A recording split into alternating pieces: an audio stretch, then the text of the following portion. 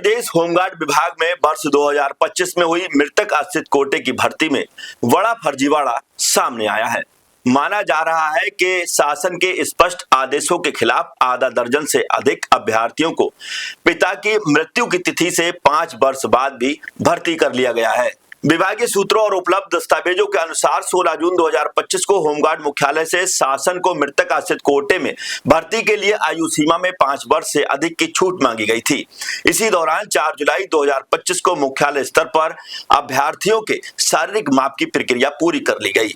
इसी दौरान 25 नवंबर 2025 को संयुक्त सचिव उत्तर प्रदेश शासन कैलाश नाथ राम ने अगले आदेश में स्पष्ट किया कि 16 जून 2025 को भेजे गए सभी प्रकरणों में मृतक आश्रित कोटे के अंतर्गत आवेदन की अधिकतम 5 वर्ष की समय सीमा में शिथिलता देने का कोई औचित्य नहीं है। इसके बावजूद भी मुख्यालय में तैनात जिम्मेदार अधिकारियों ने शासन को गुमराह करते हुए नियमों के विपरीत भर्तियां कर दी। जिन अभ्यर्थियों को पिता की मृत्यु तिथि के 5 साल बाद भर्ती किया गया है, उनमें कुछ नाम शामिल हैं, जिसमें सलमान पुत्र इब्राहिम जनपद लखनऊ, संजय सिंह पुत्र नक्षेदन लाल जनपद लखनऊ, लाल बाबू पुत्र सहज राम जनपद बाराबंकी, कुलदीप पुत्र दखल सिंह जनपद मैनपुरी, रजनीश कुमार पुत्र बिंद्रा प्रताप जनपद बाराबंकी, प्रदीप कुमार पुत्र कैलाश सोनकर जनपद उन्नाव, तोताराम पुत्र बाबूराम जनपद पीलीभीत, अखिलेश पुत्र घासीराम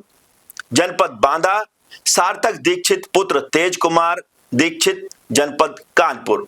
ये सभी नाम जिले स्तर पर लंबाई में फेल हुए अभ्यर्थियों को पुनः मुख्यालय की माप में पास की गई 57 अभ्यर्थियों की लिस्ट में शामिल हैं।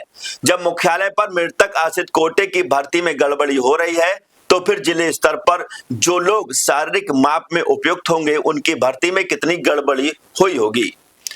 विभाग के अंदर से मिले साक्ष्यों के अनुसार शारीरिक माप में भी गड़बड़ी की गई। शासन द्वारा अनुमति ना दिए जाने के बाद भी खास लोगों को लाभ पहुंचाने के लिए भर्ती प्रक्रिया आगे बढ़ाई गई। इस पूरे प्रकरण से न केवल शासनादेशों की अवहेलना हुई है, बल्कि योग्य अभ्यर्थियों के साथ भी अन्याय हुआ है। अब देखना होगा कि शासन इस मामले में क्या कार्रवाई करता है।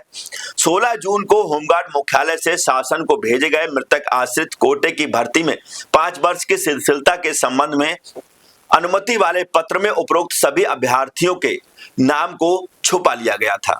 अब इस मामले में कुछ जिम्मेदार अधिकारी ये तर्क दे रहे हैं कि इन सभी अभ्यर्थियों ने समय सीमा के अंदर आवेदन किया था, लेकिन उन अधिकारियों को यह पता होना चाहिए कि निर्धारित समय सीमा में आयु सीमा और पूर्ण शैक्षिक योग्यता के बिना किसी को आवेदक कैसे मान सकते हैं। फिलहाल ये पूरा मामला डीजी होमगार्ड ध्रुवकांत ठाकुर के संज्ञान में दिया गया है। अब देखना होगा कि डीजी साहब इस पूरे मामले पर क्या कार्रवाई करते हैं। नमस्कार। राजनीति हो या क्रिकेट, देश विदेश की ब्रेकिंग हो या आपके मोहल्ले की बड़ी खबर, सब मिलेगा एक ही ऐप में, सबसे तेज और भरोसेमंद। अभी डाउनलोड करें दैनिक भास्कर डिजिटल।